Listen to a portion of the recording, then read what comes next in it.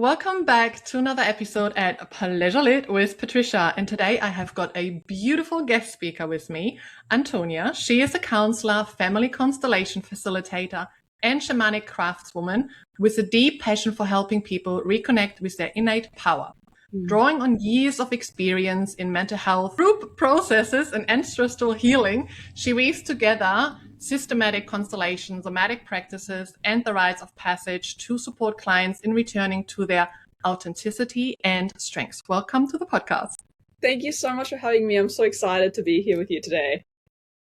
Before we're going to get into it, I would love to invite you to take a couple deep breaths with me. So we're going to take a deep breath in through our nose, deep into our belly, and we're going to sigh it out. So when you're ready, taking a deep breath in and release. And another one, deep breath in.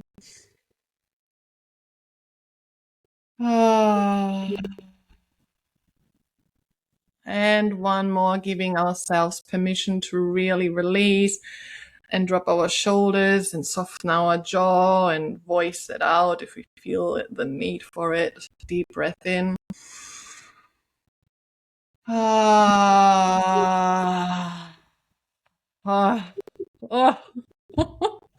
Give me all the tingles. I love the sighing out. It's so good. You're just like letting it all go. So nice. Yeah. Oh, how are you feeling with that? Yeah, great. Thank you. I did have a little bit of like a grounding practice just because I saw a couple of clients this morning already. So, had a couple of grounding practices before we jumped on the call. So, yeah, feeling good. Feeling here. Ready. My guest speaking episodes are kind of like a conversation, and I've got like 10 guided questions I would love to guide you through. And feel free to answer them in any way that comes up for you. You can share as much as little that you desire. And if there's anything you do not want to talk about, that's totally okay as well. Oh, amazing. Thank you. I'm pretty open, so probably just share what yeah. Oh, by the way, for anyone who's listening, she's German as well. So it's like two Germans are meeting. Yeah, and we're wearing the same colored top, which is hilarious. So we've just been matching. Yeah, it is amazing. Love that. Right now in your life, yes, what brings you the most or a lot of pleasure? I think right now, what is giving me the most pleasure in my life, there's a few things, but I think the thing that comes up most is my relationships. So my friendships, my family, even people I work with. I've been in this kind of portal of really deepening a lot of connections and like forming some new connections, and kind of been very discerning about who I spend time with and how that looks, and all of these things. But what I'm receiving in return has been this like really beautiful depth of connection and these profound conversations that, range from like deep emotional to like intellectual and philosophical, and the intimacy that comes with that. And I've been absolutely loving that. That's been giving me a lot of pleasure in my life. And I've also been really dedicated to movement practice, so like non-linear dancing. I'll probably talk about that more, but doing that every morning, and that has been incredible, just in way of like connecting with my body, kind of expressing emotions, expressing what's alive in me right now, and kind of really immediately connecting me to that sensual aspect of pleasure. So I feel like at the moment, I'm really getting a lot of pleasure out of that kind of whole spectrum of connection to myself and others. Oh, I love that. Connections is such a portal to pleasure. I've written that in my book as well. It's like one of the pathways. And like you just said, connection to self, to others, to universe, to like the environment, to like everything really. It's just coincidentally this morning I just posted on my social media about my longing for love and deeper connection. Yeah. And where you are currently at, this is what I am just starting to explore further again, because like the last few years I've been pretty much coming into like self to just like work on myself and healing and just with my children. And now I'm in that stage where I'm like, I want to be out again. I want to share all of that and I want to go Yeah. deeper in connections. So it's just so beautiful to hear that from you as well. Yeah, absolutely. And I think for me, I've been on like a very big journey. I think my 20s were very much about like romantic connections, like that was kind of my focus in a lot of ways. And over the last couple of years, my focus has really shifted to much more community focus. And like that connection to myself has been kind of coming since like my mid-20s, like the last maybe 5-6 years. But it's really that focus on not just like honing in on like one person, but rather having all these like really deep and rich connections that surround me. And that's I think is what gives me a lot of pleasure, is that I feel so interconnected with so many beautiful human beings at so many different levels. And that's, I think, is what like gives me that like sense of pleasure. Yeah, the right connections can be so nourishing. Yeah. And when you hear the word pleasure, Yes. what does that mean to you, and like how does it feel in your body? So I feel like this is something I've talked about before, but I'm a very kinesthetic person, so I really perceive the world in a kinesthetic way. So I get like colors, textures. It's almost like a type of synesthesia. So the way I perceive experiences is very much in like an internal sort of colors, shapes, and textures. When I think about pleasure, I have this very, it's kind of orange and red and kind of quite fluid and warm. And, speaking more cognitively, what I make from that as well is that there's different levels of pleasure. We have, I think when people hear pleasure, they often think, kind of sensual. And that's definitely like, that's a big part. I love the senses. I love, that kind of sensual pleasure. But I think you can have cognitive pleasure, kind of intellectual pleasure. You can have emotional pleasure. And there's all of these different levels that kind of come together, and they all feel quite similar for me in the sense of like warmth and contentment and fullness and abundance. Yes, love that. And has your relationship with pleasure changed over time? Like, was there a moment or a phase in your life where a lot of things shifted for pleasure? Yeah, I think probably the biggest sort of impact I had, like around pleasure and like how I was relating to my body and how I was relating to myself and really life was when I was about 23, 24. And I went through this like whole big awakening. Essentially, I did my family constellation facilitator training, and it kind of blew my life up. So at the time, I was living in Mackay. I was with a partner I'd been with for like 6 years, 7 years. I had a farm. I was running farm. I was a veterinary nurse. And I essentially just was like, I can't do this anymore. And so that relationship, I finished that relationship. I sold the farm, sold all my animals, rehomed them. And then I moved from Mackay to the Sunshine Coast, and all happened in kind of a short amount of time. But what was really happening internally was like a reshuffling of who I wanted to be and what my priorities were in life. And I went from this really quite like survival state into a state where I was actually more regulated and then could orient more towards thriving. And in that movement, I think a lot of things shifted, and I realized that a lot of the choices I'd been making had been coming from survival. They had been coming from, I need to do this, just like get to tomorrow, rather than, how does this actually feel in my body, and what is it that I actually want to do? And I think that, that then opened up a whole other possibility. Just that like base level of regulation, which I hadn't had for a long time, allowed me to kind of step into that point where I actually was asking myself, what is it that I want? What is it that I desire? And in that, I then started to kind of come out of this treading water and more into this actually is something I enjoy, and this is something I want to follow, and this is a breadcrumb I want to look for. And and that was probably the most profound shift. And I think it's been a journey since then to come into like a more place of deeper regulation and deeper like knowing of myself and more authenticity and expressing pleasure through that. Oh, what a shift. And that you had a farm and like, wow. Yeah. That is so interesting to go from there then to like family constellations, shamanic work and Yeah. counseling. Wow. It's, How old are you now? Just to give reference to people I'm like 30. listening, because Yeah. So 30, because you I mentioned bought the farm when I 23. Yeah. was 20. I did the training when I was 23, and then kind of happened between 23 and 24 that I did that like big kind of shift. And then over the last 5 years, that's when I did all my studies and my work with mental health and all of that kind of stuff. So yeah. Yeah. Yeah. Once you start the inner work and it's just the evolvation, like everything evolves and the self grows and go down that Exactly. rabbit hole. Exactly. Yeah. And I know Can that's something we relate. talked about before as well, that this is something that, like as your inner world changes, your outer world can't help but kind of shift alongside you.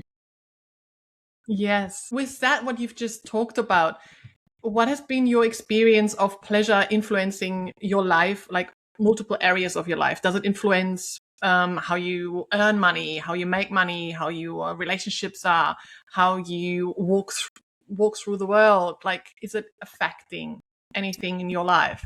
Yeah, definitely. I think, you know, in that shifting towards a more like a thriving mindset and life, right? I have definitely looked for more pleasure, and I'm talking about pleasure on like all of those levels we talked about before. I've looked for that in the way I make choices. So, I'm not making choices out of I have to do that because otherwise, X, Y, Z. I'm not making them generally from a fear-based perspective. I'm making them from a pleasure-based stance, what is going to really be joyful for me. And I've been incredibly privileged that, I've been running my own business for the last few years, and that has served me quite well to make those choices from like what is something that will actually bring me joy to offer to people, and not rather than like, oh, I need to do this to make money. And in relationships it's the same. Do these people, like when I leave that connection or when I'm in that connection, do I feel that sense of contentment? Do I feel that sense of, pleasure? And of course, not all the time, because, we got to leave room for conflict and, all of these things. That's all normal. But like the net sum, the overall, the most dominant feeling I have with that person, is that one of pleasure? Is that one of contentment? Is that one of ease? Is that one that leaves me feeling like, yeah, I'm thriving, and I'm also adding to their life, because, I think it has to be reciprocal. And that's kind of something that I orient my life around a lot. And more recently, I've been working a lot. I've been working with birth imprints for quite some time, but working with my own birth imprint, there's always another layer, and how your birth imprint says a lot about how you create and how, you come up with ideas, execute them, finish them, and then look after them.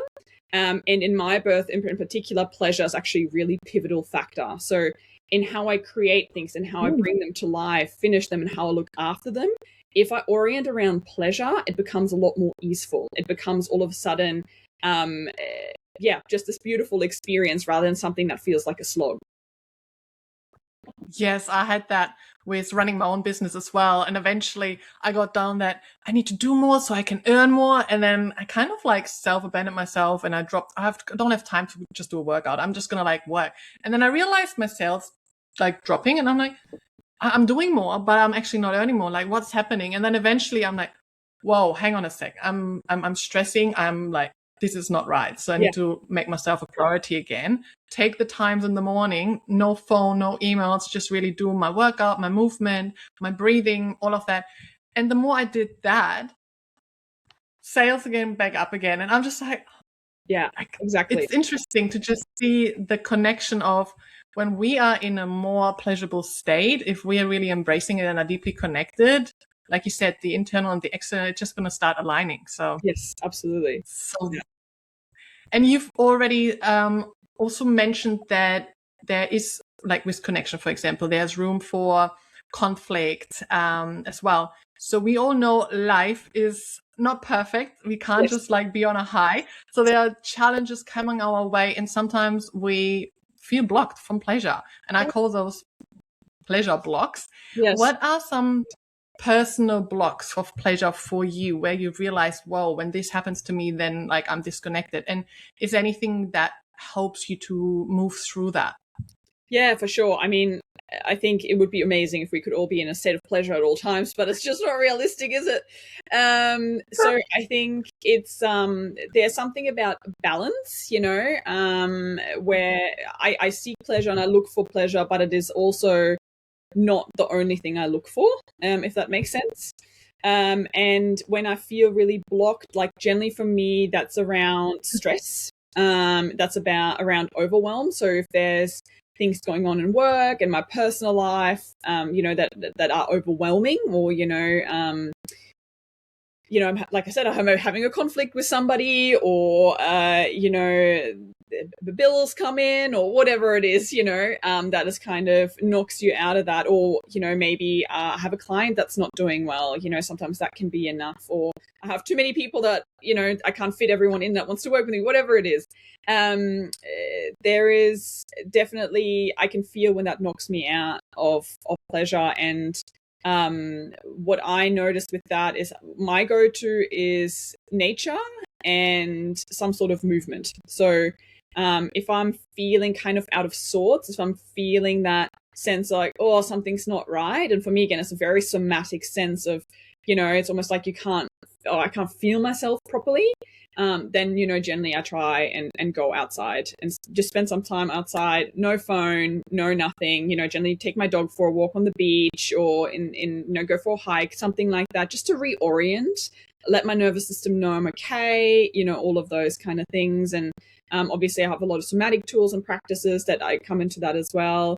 Might have a little boogie, might have a little dance in my living room, shake it out. And I also, if it's something that's kind of more ongoing, I do really also reach out for connection. So, whether it's with my friends, like sending a voice message, having a call, going for coffee, that kind of co-regulation that can come from sharing what's on my mind or on my heart, and sharing that with someone, I find that can be enough to kind of kick me out of that and back into like a state where I'm more open and more receptive again to pleasure, contentment, to those kind of more positive, I don't like that word, positive emotions, but those emotions that make us feel good. Yes.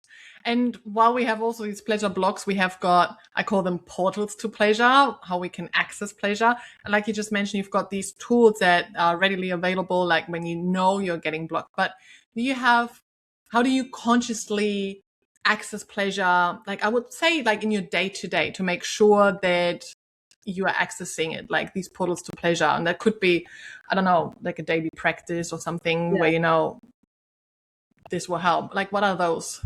Oh gosh, I have lots, because for me it's kind of like I like to inject these kind of pleasure portals, as you would call them, into like the everyday, because like as we just said, we can't hang out there all the time, but I feel like when you kind of make time and space, you schedule them in, it's more likely that you stay in that state more often. So I generally start the day with journaling, and then a movement practice of some description, generally non-linear movement, so dancing, and then generally take my dog for a walk in nature somewhere. So like already I'm setting myself up in a way where I'm starting the day from that kind of full cup. And I also find food an incredibly good portal for pleasure, like good food, like making sure I'm having like a fridge that's stocked with really nice fresh produce, and I'm having the things that I like to eat. Chocolate never goes astray, and just making things sure that I have things that are nourishing and supportive for me in that way. I mean, you also really can't go beyond sex and sexual cultivation, whether that's sex with yourself or sex with someone else. But those kind of pleasure practices, I think they can be incredibly supportive as well. Especially if you're talking about like Taoism and like channeling that sexual energy, I find that incredibly supportive for my body and, the pleasure in life.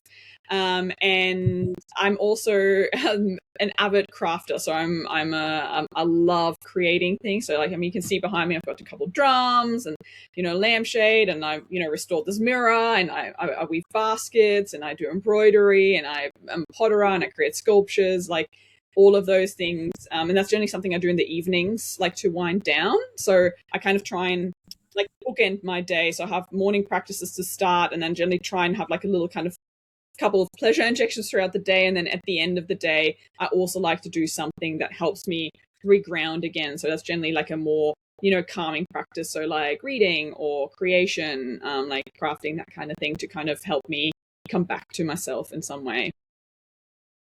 It sounds so nourishing and wholesome, like just like it's a whole pleasure-lit day, like really beautiful. And I love how you say these pleasure injections, like I need a little injection again. Yeah, Need a little bit of like a pleasure peak again. That lasts me a little bit, another injection. yeah, Love that. yeah. Do you have like, now with mentioning all of these, is there like a particular pleasure practice or ritual that you just find that you come back to again and again? Yeah, I think dance is probably mine. And because it's so easy. It's so, you just chuck on a song and you just, or for me, I put on a song and I move, and it doesn't have to look in any particular way. And sometimes it's more slow, and depending on what I'm feeling, what I'm experiencing, and what I'm looking to express. Sometimes I'm just like shaking my booty, like whatever kind of comes up. But I feel like that non-linear dance where, you're allowing your body to speak and to express, I think that's probably my staple, I would say. You know how you can be highly functional, running a business, caring for others, leading, holding everything together. And on the outside, it might work. But inside, you feel tense, you feel on edge, you feel disconnected, numb, on autopilot, or constantly on. I am Patricia, a mother, DV survivor, solopreneur, and the founder of Pleasurelit. Pleasurelit is a tantric somatic embodiment approach supporting highly functional women to expand their capacity for pleasure so they can live, lead, and relate from within their body, without the costs of it, without the burnout, without the disconnection, without the self-betrayal. My work is grounded in trauma-informed somatic practices, nervous system regulation, breath, movement, tantra, sexuality, holistic health, and embodied leadership. Pleasure becomes lit from within your body and not something that is just reserved for intimacy, rest, or for escape. And this is the pleasure-lit way. And if this sparked something inside you, I invite you to go to pleasurelit.com/links and you can choose your path. I look forward to connecting with you. On Monday, there was here the sunrise silent disco at the beach, and I took my two children, so it was their first time. And as soon, like, you get headphones and then the music starts, it was very exciting. Yeah. I mean, it was my first time too. But eventually then we all started and the music started and everyone started dancing, and my children just looked at me like, do we just move like however we want to? And I'm like, yes, everybody is just moving the way they want to. Yes, But exactly. like we could all see each other, and I'm like, yeah, that doesn't matter. You just move and like no one cares. Yes, Just that's go it. for it. Just have fun. Yeah, that's it. They needed a moment, but eventually they got it and they had so much fun. Like it was so much Beautiful. pleasure to just like connect with others and just be in that flow, and just, I felt so good. We should have more often sunrise disco at the beach. Absolutely. Like I agree every day. starting that day like this, like seeing coming the sun, like I love sunrise. It's Yes. fresh day. That's like one of my portals to pleasure, is watching the sunrise. Then dancing, the movement, the nature, the grounding of the ocean, the sand, like it was just all combined. Yeah. Oh, delicious. And sharing it all with like beautiful other people as well, right? Like that's such what a pleasureful activity, That's just so beautiful. I love that. For memories. Yeah. Are there any tools, products, or books that might have like really supported you on your pleasure journey, or have like a significant where you're like, oh, this was so good? Yeah, for sure. I'm a very like avid like podcast listener, audiobook listener, but also read a lot. So I'm like a little bit of a nerd, I like to consume information and then kind of make my own picture from there.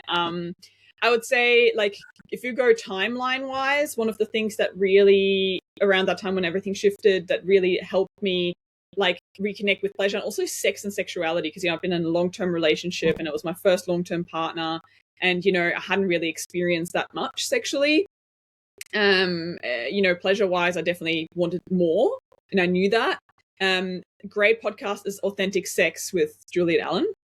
That really, I think I just binged it. Like, I think I just listened to the entire thing. Like, I mean, I haven't listened to it now in a while, but like at that time, I think I listened to everything there was, and it really, it really started a lot of sort of introspection for me. So I love that. And I also, if you know the book Come As You Are, Yes, it's from Emily Nagoski. I mean, it's not just pleasure, but I do think it helped me like kind of put into words some of the things that I had not fully understood, or like, like I know this about myself, I know this from talking to other women, but she kind of gave me like the language around it, which I really loved. And then there's also another book called Pleasure Activism, which is a bit more like political, but it's really, really beautiful, and I think it's definitely a worthwhile read, and it just gets you to think about pleasure in a different way, in like a more political and a more systemic context, like where have we not historically been allowed to feel pleasure, and why is that, and how you can use your pleasure as a vehicle for liberation, essentially, which is pretty cool. Yeah, it's so great that we are getting to a stage where we actually speak more openly about it and share more openly about pleasure, because back in the days or generations before that, they didn't have access to that, and they couldn't teach that either. So yeah, absolutely. And it was also, it was considered like a luxury, or almost, especially in our Western society, there is this because it comes from the Anglo-Saxon and like the very Christian background. There's really this idea that pleasure is somehow sinful, and so I think that still really vibrates through our culture, that somehow pleasure is a bad thing, and you should not be looking for that, and you should not be pursuing that, because that means you're a bad person, which is it's very interesting. It's a very complex topic, but it is, I think it's still very much alive. Yes, it is very much so. And sometimes I feel like we are moving forward, and then we are like being pushed back, and we're going steps back again.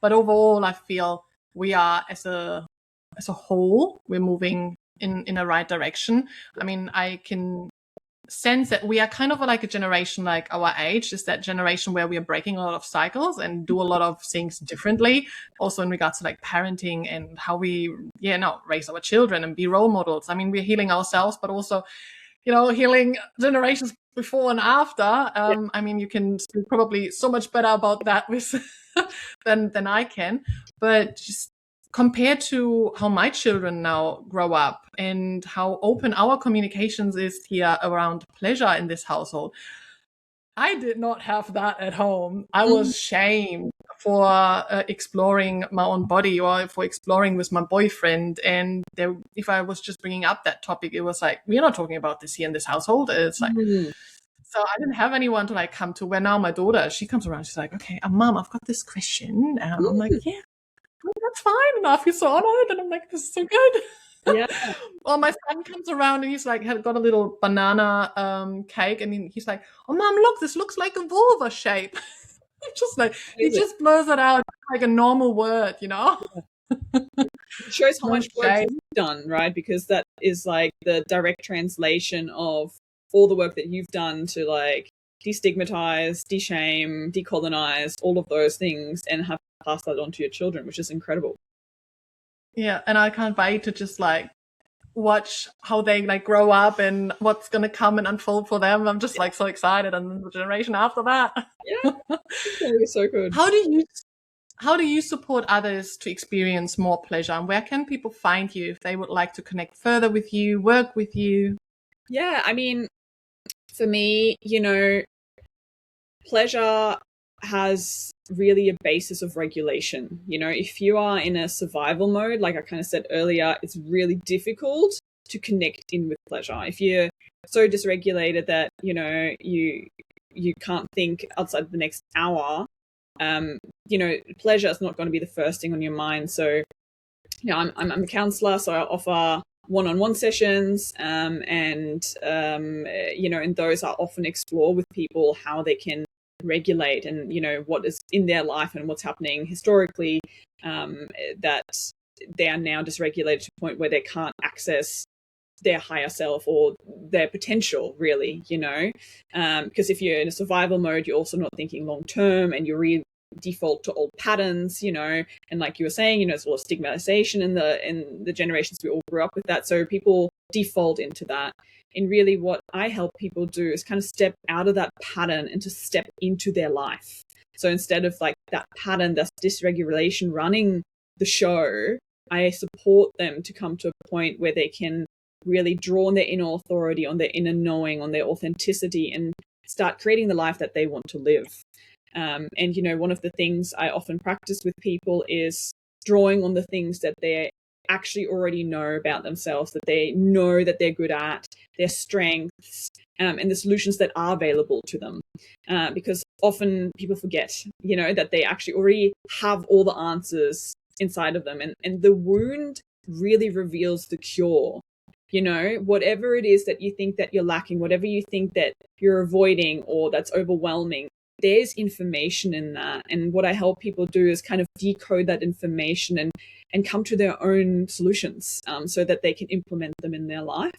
And I do that, through one-on-one counseling, but I also do that through family constellations, which is a much more systemic approach where, as we're talking about, sometimes we inherit these things from our parents, even grandparents, culturally, and constellations is a modality that really allows us to hand back the burdens that are not ours to carry, the things that we've taken on out of love and loyalty, not for any sinister reasons. We take those things on from our ancestors out of love and loyalty because we want to make it better for them. We want to belong to them. But Constellations allows us to kind of acknowledge that and hand back the things we no longer want to carry. So that's what I do in one-on-one sessions, that I would do in my workshops. And I'm really passionate about helping people, step out of those patterns that they just can't seem to get out of and step more into a life that they want to live. Do you want to explain a little bit more about the family constellation, what that is or how that looks like for someone who's maybe heard about this for the first time?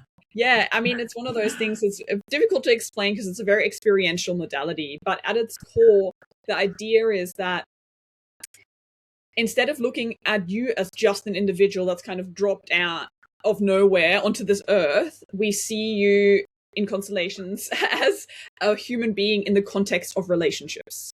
So we don't just look at your thoughts, your behaviors, your feelings. We look at all of those in the context of the relationships that you're in and the systems that you're in. So that could be your family system now. So for example, for you, that would be you and your children. And it could be the family of origin, so your mom, your dad, your siblings. But it could even be bigger culturally, it could be the country that you grew up in, or it could be, the country that you're in now. And we kind of look at all of those relationships and how they are impacting you. And if there's any kind of, we call them entanglements, where you've taken on something that is not yours to carry. Often that comes intergenerationally, where you're taking on a pattern or a symptom or something that you're carrying for an ancestor, someone who came before you, to try and make it better for them. And what we do in Constellations is we resolve that entanglement and we give it back so that you aren't caught in that pattern that's not even yours. You can actually just like step out of it and live your own life. This is such a beautiful explanation. I was right there. I just okay, this is beautiful, perfectly explained. Thank you. It's a complex one, but I hope that kind of makes sense. If anyone's ever curious, I've got a little understanding because I've been in one and I've seen them, I've experienced it. But I was just thinking while we talked about it, I'm like, oh, not many knew about that because I didn't know about it until I think it was a year ago when I had that first experience of it. So, but that was just beautifully explained. Oh, thank you. Yeah, and I mean, I always say to people, if you're curious, just go to a workshop. You don't have to do your own constellation to receive a lot. And it's a very unique modality where, especially if you go to a group workshop, you can kind of receive healing on multiple levels. You can either be the seeker, so you can come with an issue. You can be a representative, which means you kind of participate in other people's constellations, but you never get randomly chosen. There's always something in that representation for you. So a lot of people do a lot of healing in that, almost like vicariously. And then even the witnessing, sometimes people get so much transformation and insight just from witnessing someone else's piece of work. And it's really a unique modality in that way, where you can get so much healing. You're walking away with a full basket at the end of the workshop, even if you don't do your own constellation. Yes, it just reminded me of like story sharing as well. So when we've been through something and we're actually sharing our story and we're being witnessed in it, we are healing, they are healing because they get something out of it. So it's something that really affects everybody when you are in it. Oh, I'm just getting goosebumps when we talk about that. That's exactly it. Yeah. Thank you so much for answering these questions with so much honesty and authenticity, and just being a part of this conversation around pleasure. I've got one last question for you. If pleasure could speak through you right now, what would it want people to know? I think if pleasure was to speak to me right now, it would want people to know that it's not a luxury, it's a necessity. And that especially in the current times that we're experiencing, where there's a lot of things that would invite us to numb out and to shut down and to get overwhelmed, that it's an act of revolution to seek and experience pleasure.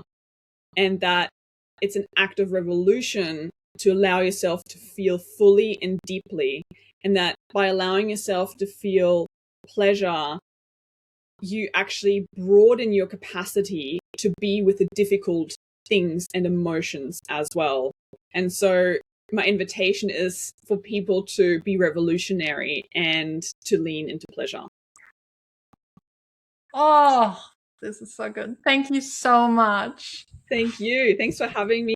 Thank you so much for tuning into this episode. If you found it helpful, if you've liked it, make sure you follow and subscribe to the show and give it a 5-star rating. And also share it with your friends and loved ones. Share it along so we can spread more pleasure into this world. You can also tag me while you share it so I can reshare your love. Sending you lots of love and pleasure. Mwah.